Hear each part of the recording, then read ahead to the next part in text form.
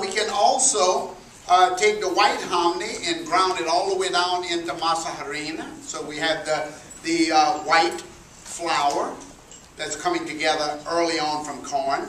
Then we start to see the diversity, where we're grinding it a little bit smaller and we're getting grits or polenta.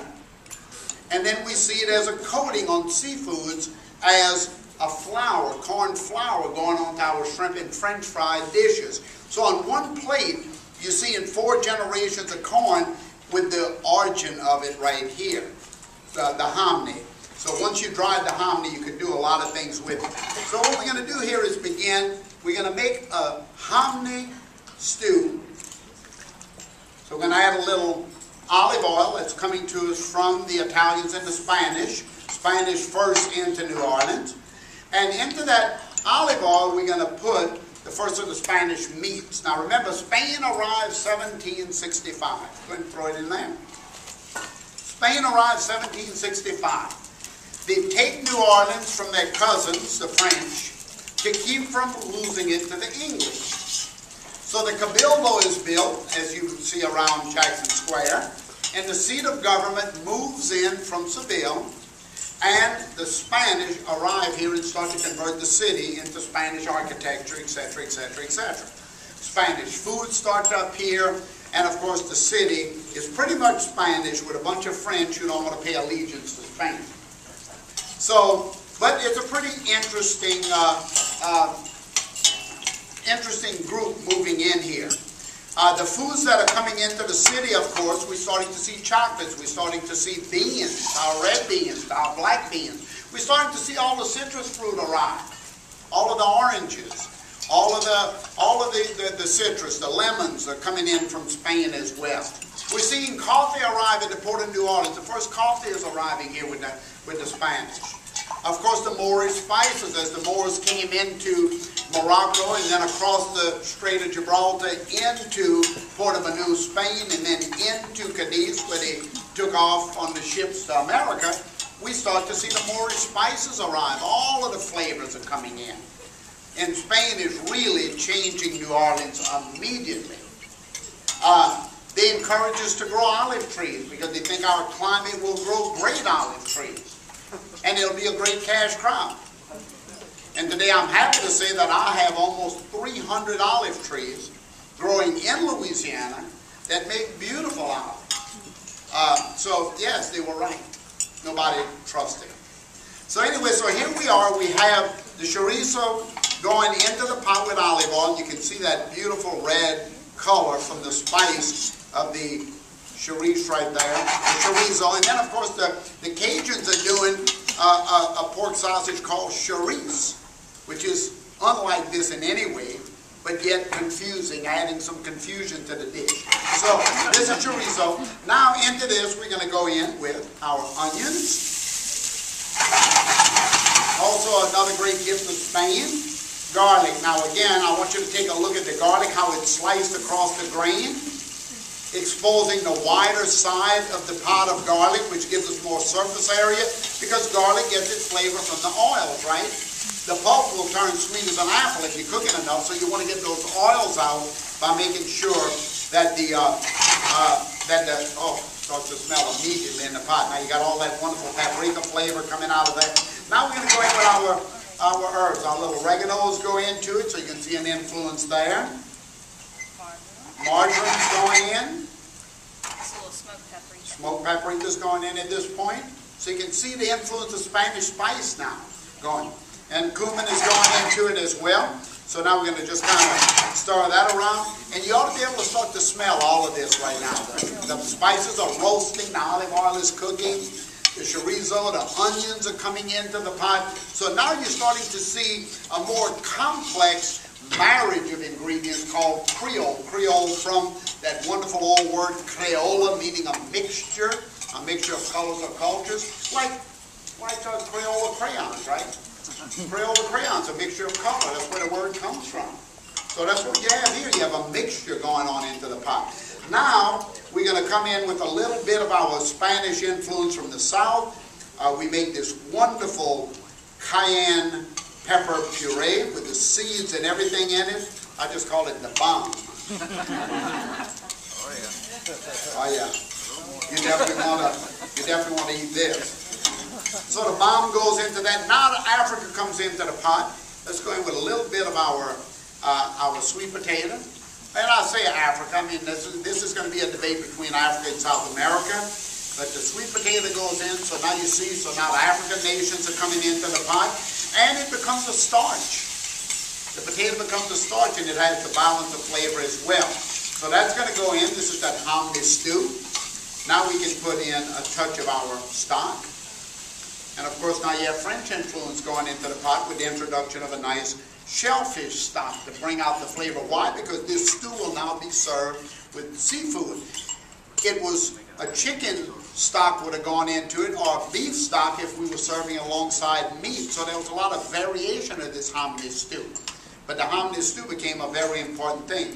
Now we're going to go into it with a little masa harina. I'm going to just kind of, well, you can take some of that water. Why don't we just pour some of that water in and just leave me a couple tablespoons. Just a little bit more, a little bit more. And now I'm going to go right into here and just kind of whisk that around. That's the masa. I'm going to just kind of mix it around to dissolve it so it doesn't cake up in here. And what's the masa going to do? The masa is going to thicken a little bit, but not as much as flavor. We will get a little thickening of the masa, but the masa flour, like the corn pollen, is going to give us a pronounced flavor in the pot. Y'all eating that soup? Yes. How is it? Huh?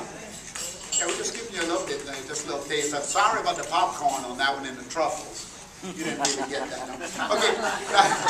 Now we've added the masa to it, and now we're going to come in with the hominy, and I'm going to do double hominy in here. I'm going to do the yellow hominy. You're going to want to taste it. Even though I'm not giving you a taste of this, all of you are going to have to rush to the stage here. So there's the yellow hominy. There's the white hominy. And remember, when you hear people referred to as big hominy and small hominy, this is what they're talking to. The grits or the polenta is the small hominy. This is the big hominy. So just as simple as that. It's not that confusing. So we're going to let that cook for just a minute with the hominy in it. It's going to give it that wonderful flavor. Now let's go ahead and put a few of those peppers in, then we'll jump over here and do the shrimp. Okay? Have that going in? Okay. Now let's go ahead and throw all your peppers in. And now the stew will just sit here. We're going to do the red bell peppers again. Now remember the sweet peppers, bell, sweet. We know that most of the sweet peppers are growing from the Rio Grande North, the wax peppers, the banana peppers. We know that most of the hot and spicy peppers are growing from the Rio Grande South. And even today there's that great debate that I know y'all all involved in about even the Sichuan and Hunan peppers that's gone back to China. In many ways, people are now seeing the influence of South America on those peppers as well. That they probably traveled there in some fashion at some point in time to influence that food. A little bit of the tomato, which of course is coming from the Inca Aztec Empire, so it's coming from the south as well. And now you're having this rich, really meat base with the chorizo. You see the stew. It's all coming together with that olive oil, and we're just going to let this boil and reduce. And then we're going to flavor it a little while. Now we're going to do, my skillet kind of hot here. A little olive oil over there. Give me a little touch of olive oil to cool this down. Now I'm going to show you what we're going to do with, oh, that's plenty. Now we're going to do a little, let me get this out. Let me just cool this down a little bit. Okay, there you go. All right, now I'm going to put a little bit of butter in here because we're going to make a little vinaigrette, right? What you want to make? I'm going to brown that butter. See how I'm browning that butter? I'm toasting it. It's important that this beurre noir that we're doing is a very important flavor in it. I'm foaming it up very nicely here, but I want to get that browning around the edges in a big way. I didn't want to blacken it, so that's why I put the olive oil in. But you can see what's happening here. You can see how that the butter fats are starting to settle out on the bottom, and you're getting that wonderful beurre noir, which is a really intense flavor. Now into that, let's go ahead and pop our shrimp in. And we're using our big, beautiful head-on. Using the big head-on shrimp. The tails are peeled, but the heads are still on. See them right there? Yeah. Where are they from? Look, when you're at the Church of Gastronomy in Louisiana, you only use Louisiana. everywhere. Now I want y'all to see that butter. I wish we could say, can you, if anybody wants to see the darkened butter, you want to shoot a picture of this. This is a very important component of this dish. If you want to take a picture of the darkened butter. Oh, y'all do want to take a picture of it.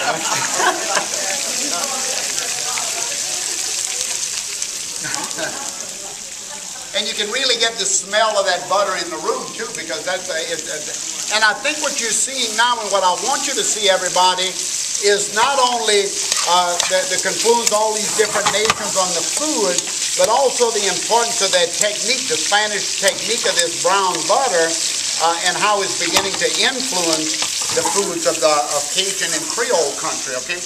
All right. Now we're going to go in. You had a little shot of that. Okay, Amanda, we can come on in. What you got there? Sherry. Okay, a little sherry vinegar. That's perfect. That's enough. A little sherry vinegar there. Keep going. A little shallots next. Yeah. Little shallots down into it.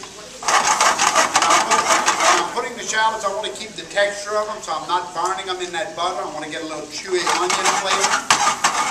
Okay, now a touch of orange juice. Okay, that's good. Oranges again from Spain, right? So now you see, you have Africa, you have Native American, you have French with the stocks, you have the Chorizo, you have the orange juice of Valencia. Okay, a little bit of lime juice, not too much, a little touch of lime. And again, you get in the lime, and you know the whole story of the lime is, and the importance of citrus and berry and all of that. You know what that's about. Okay, honey. Honey. You're going to sweeten it all up. And then, of course, again, more spices are going to go into the pot. Just sprinkle them in. Now, basically what I'm doing here with the vinegars and the oils, I am putting other flavors with the butter to create a medium for sauteing. But then I'm coming in with the honey, the citrus, I'm coming in with the acid, I'm coming in with a little bit of the oil, the juices, and all of these spices, the orange rind. Again, Spanish. You see it here going in. So you see they have this Spanish influence. So what I'm making here is basically a salad dressing.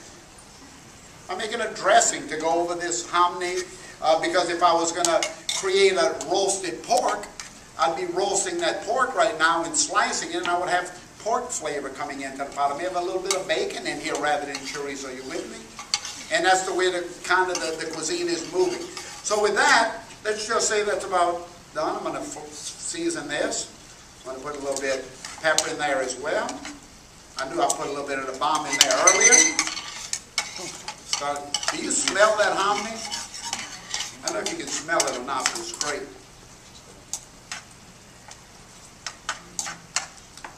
Oh.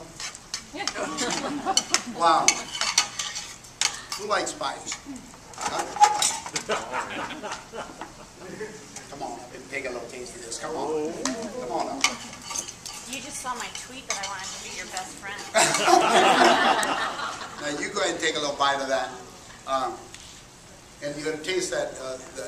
Oh, I'm licking my hand. Say that again. Say that again out loud. Now, that's what we're talking about, okay? Now, with that, okay, y'all, so here we go. What do we do with it? The hominy stew that the Spanish says, it's ours.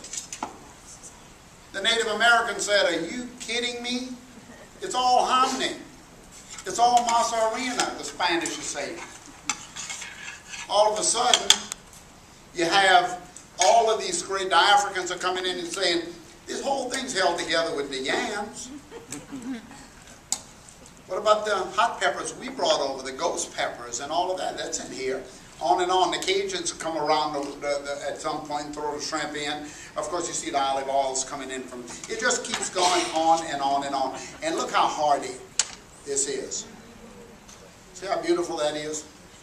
The colors are just unbelievable. When people talk about the colors of food and eating with your eyes and the Mardi Gras of the confetti of New Orleans, it's really the food.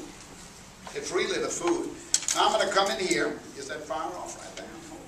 Okay, now we're going to put, remember I put that shellfish stock in here a while ago? Well, because I'm telling this dish that it is shellfish by using that stock. And now I'm going to put 4 shrimp on it. right into it. A touch of the brown butter vinaigrette. Just a little drizzle with the fresh shallots. Now you know why those shallots went in last. And then, of course, you can throw a little greenery on top of it of some kind. A little broken rosemary would go into it. Remember, it was the Ursuline nuns who arrived here in about 1725 who planted some of the first herb gardens in the city of New Orleans. In fact, if you go to Old Ursuline Convent in the Quarter, they still have some of those gardens growing. You put a little masa harina right on the top. And that's the finished dish if you want to come and take a look at that. That's twice, right? and that's the... I didn't realize you were videoing earlier. Now you can imagine also how hearty that dish is going to be when you sit down to eat. I mean, you have all of the potatoes in it with the sweet potatoes. You have the hominy. You have the sausage on the bottom of the plate. You have the shrimp. There's a lot of things happening on that dish. And all of the cultures of New Orleans would immediately see themselves in the plate as well and feel very proud of the fact that they are contributing to the growth of the cuisine. So this is a perfect example of that early intermarriage before it was well defined